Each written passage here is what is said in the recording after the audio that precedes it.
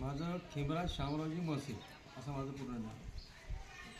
तुमचा दुसरा प्रश्न असा, तुम्ही प्रॉपर कुठले आहात व तुम्ही आता कुठे राहता? माझं मूळ गाव तिष्टी बुद्रुक आहे आणि आता मी सध्या सावंदरला राहतो. सर तुमचं वय काय आहे? माझं वय आता 58 पूर्ण होत आहे. 58 वर्ष. सर तुम्ही टीचरचं काम किती वर्षांपासून करता? मी जवळपास 36 वर्षापासून काम करत होतो. 36 वर्ष.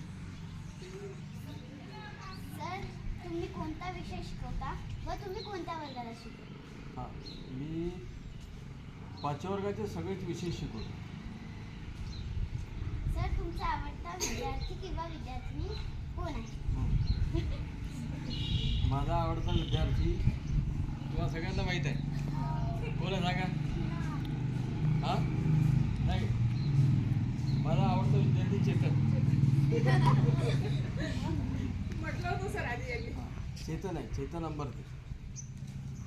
सर तुमचा आवडता विषय कोणता? माझा आवडता विषय मराठी. तुमच्या आयुष्यातील एक अविस्तर घटना. सर तुमचा आवडता विद्यार्थी कोणता? चेतन आहे, चेतन अंबरते.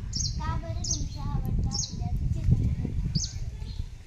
पहिला प्रश्न त्याचं उत्तर असं आहे की चेतन हा हुशार विद्यार्थी, आज्ञार्थी आहे आणि उत्कृष्ट खेळाडू आहे, अभ्यासू आहे.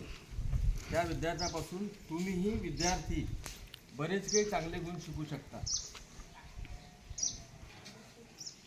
त्याने आत्तापर्यंत कोणती कंप्लेंट, आता 8व्या वर्गात आहे, पण त्याची कोणती कंप्लेंट शाळेमध्ये असेल असा आहेच नाही. आणि भविष्यातही तो चांगला विद्यार्थी राहील.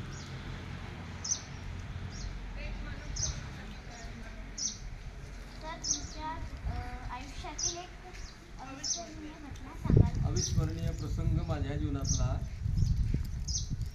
खरं म्हणजे मी जेव्हा नोकरीला लागलो तो प्रसंग असा होता की त्यावेळेस मी भंडारा रोड या ठिकाणी पोचलो. भंडाऱ्याच्या बाजूला भंडारा रोड आहे आणि माझी मुलाखत होती, नोकरीची तोंडीची मुलाखत, म्हणजे पर्सनल इंटरव्ह्यू ज्याला म्हणतात तो होता. त्याच्याकरता आदल्या दिवशी मी उशिरा निघालो. त्या भंडारा रोडला मी उशिरा पोचलो, जवळपास 5-5:30ला पोचलो. आणि 5:30ला पोचल्यामुळे मला ज्या गावी जायचं होतं, जिथे जाऊन मुक्काम करायचा होता, ते गाव तिथून जवळपास 16 ते 17 किलोमीटर होतं. साधनं काहीच नव्हते. दुसऱ्या दिवशी माझा इंटरव्ह्यू होता. त्यांनी मला पत्र पाठवलं होतं. त्यावेळेस पत्र असायचे, 15 पैशाचं कार्ड असायचं की तू माझ्याकडे येशील, मग मी तुला ज्या ठिकाणी तुमची मुलाखत आहे तिथे मी तुम्हाला घेऊन जाईल. आणि मी निघालो. त्यावेळी मी फक्त आयुष्यात एकदाच गेलो होतो. रस्ता मला माहीत होता. रात्री मी निघालो, म्हणजे संध्याकाळ झाली, निघालो. 17 किलोमीटर पायदळ चालत गेलो. जात असताना एक नदी लागते त्या ठिकाणी, सूर नदी. तिचं पात्र भरपूर मोठं आहे. जवळपास या ठिकाणापासून तर आदितीचं घर आहे ना, एवढं लांब पात्र आहे नदीचं. तर त्या पात्रामध्ये जवळपास इथून तर आपल्या जे आपले वर्ग आहे 4थ्या वर्गापर्यंत फक्त रेती होती. तिकडे पाणी होतं.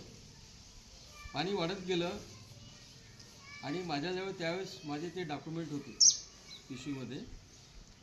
ते डॉक्युमेंट घेऊन मी चाललो, कारण मी ओलावून गेलो आणि मला मार्ग माहीत नव्हता, कारण रात्रीची वेळ होती, अंधारी रात्र, जवळपास ऑगस्ट महिना. आणि नदीला पाणी होतं भरपूर, कारण आधी पाऊस आला होता.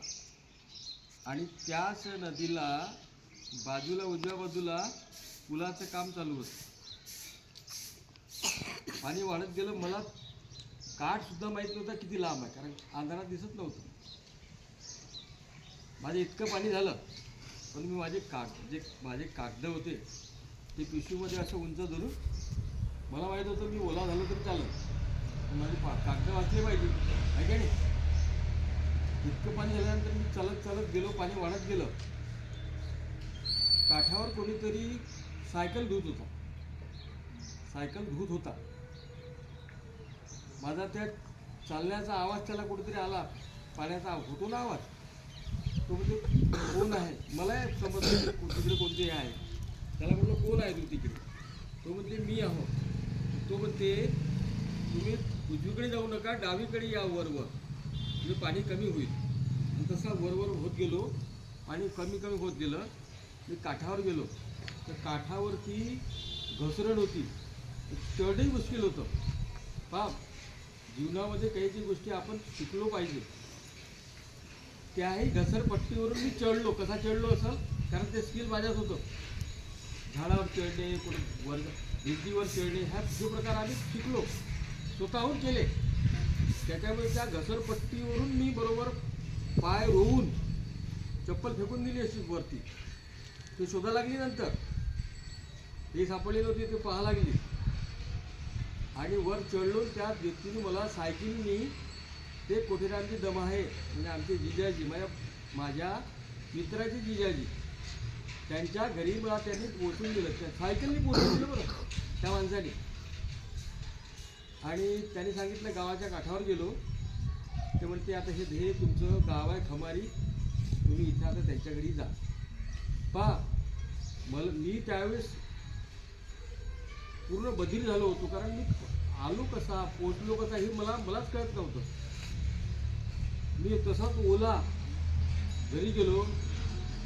ते माझ्याकडे पाहत राहिले. त्यांनी म्हटलं की तू इतका रात्री 8:30 पावणे 9 वाजता आला कसा. मी म्हटलं मला एका व्यक्तीने आणून दिलं. मग नदीतून म्हणे, मग त्या सांगितलं सगळी कहाणी. त्यावेळेस त्यांनी मला पहिल्यांदा टावेल दिला आणि कपडे बदलावायला लावले आणि त्यांना सगळी हकीकत सांगितली. सांगायचं हे की तो दिवस तसा माझ्याकरता कर्दन काळ होता. परंतु हिंमत जर आपण हारलो नाही तर काही होऊ शकत नाही. प्रयत्न आपले पाहिजे. आणि त्याच बलावरती मी तिथे पोचलो. आणि त्यांनी दुसऱ्या दिवशी मला मग त्या तोंडी मुलाखतीला नेलं आणि माझी मुलाखत झाली आणि मी गावाला आलो. गावाला आल्यानंतर ही हकीकत जेव्हा सगळ्यांना सांगितली ना, सगळ्या माझ्या घरचे रडत होते. सांगा, कारण वाचलो मी त्या दिवशी. नदीचं पात्र, एवढं पाणी खोल, आणि तिथून मी निघालो आणि त्या काठावर तो देवदूतासारखा माणूस आला आणि त्याला मला पोचून दिलं. पहा, याच्याकरता हा योगायोग. आणि कदाचित माझं जीवन संपलं नसेल, तुमच्यामध्ये मला काहीतरी यायचं असेल म्हणून मी त्या ठिकाणी वाचलो आणि आज इथे आहो. लक्षात असा तो स्मरणीय प्रसंग आहे, मी विसरणार नाही. धन्यवाद.